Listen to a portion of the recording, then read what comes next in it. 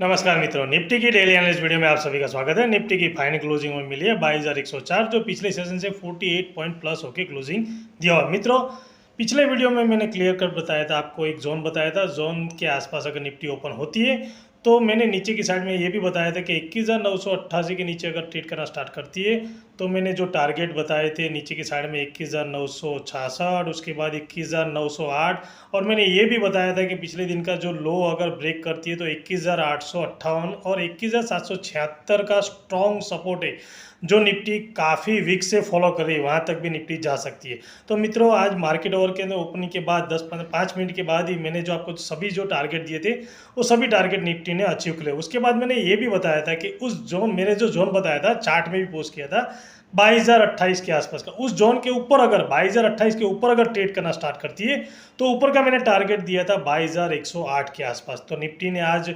Second half के दौरान Nifty जब उस जोन के आसपास ट्रेड करना स्टार्ट करती है और उस 22,028 को ऊपर ट्रेड करती है तो ऊपर का जो मैंने टारगेट दिया था उसी टारगेट के आसपास निफ्टी ने हाई लगाया 22,131 के आसपास। तो मित्रों, मैं जो चार्ट में पोस्ट करता हूं और जो मैं आपको वीडियो में बताता हूं तो ऊपर के साइड भी के भी लेवल और हमें टारगेट हिट हुआ और नीचे की साइड के दोनों साइड के टारगेट हमें आज निफ्टी ने अचीव कर लिए।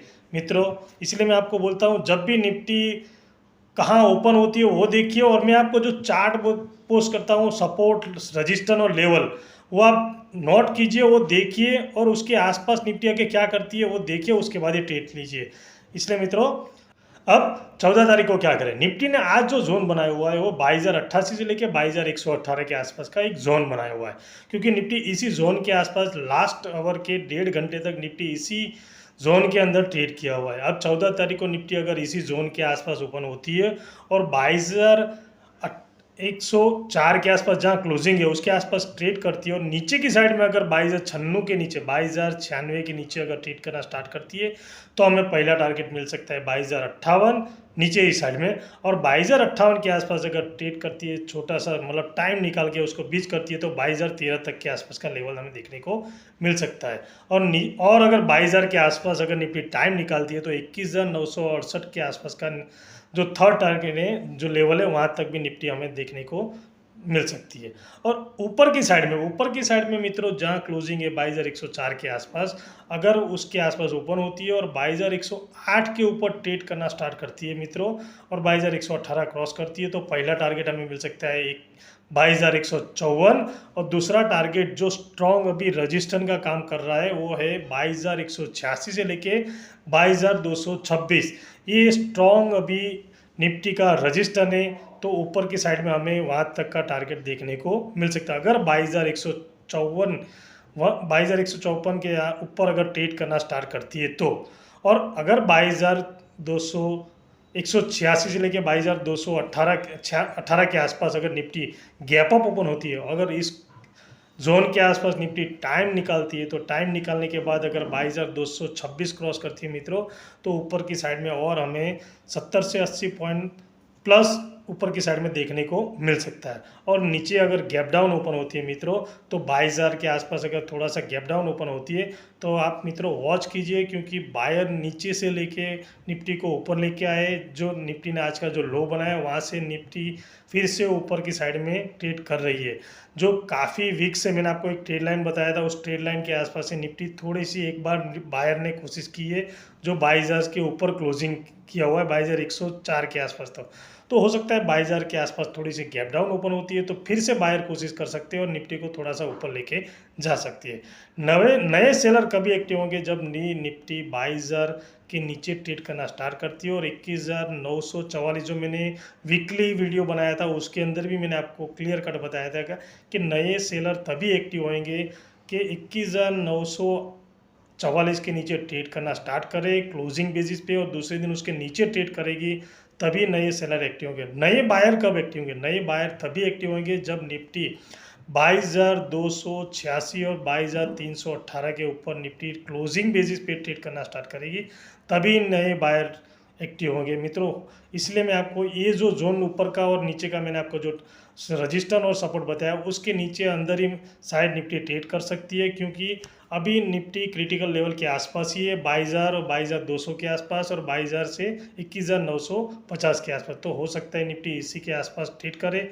आज बैंक निफ्टी ने निफ्टी को अप जाने में बहुत स्ट्रॉन्ग मोमेंटम दिया हुआ है। हो सकता है कल के ट्रेडिंग सेशन में भी, 14 तारीख के ट्रेडिंग सेशन में अगर बैंक निफ्टी थोड़ा सा प्लस पॉजिटिव रह सकती है, तो निफ्टी भी हो सकता है थोड़ा सा पॉजिटिव और 22,200 के आसपास का हमें लेवल देखने को मिल सकता है। लेकिन उस लेवल के पास आके निफ्टी आप वॉच कीजिए, क्योंकि वहाँ स्ट्रॉन्ग पोजीशन हो सकती है सेलर की 22,200 से लेके 22,300। ये से जो अपने आप में जो लेवल रहता है वो अपने आप में निफ्टी में रजिस्टेंस का काम कर सकता है।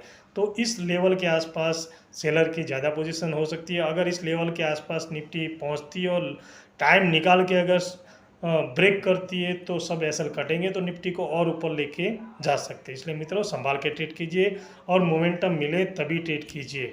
मैं हमेशा हर वीडियो में एक ही बात बताता हूँ आपको कि जब भी टाइम निकालती है निफ्टी जहाँ पे जिस लेवल के आसपास, उस लेवल के आसपास वॉच कीजिए, उस पे लेवल को मार्क कीजिए।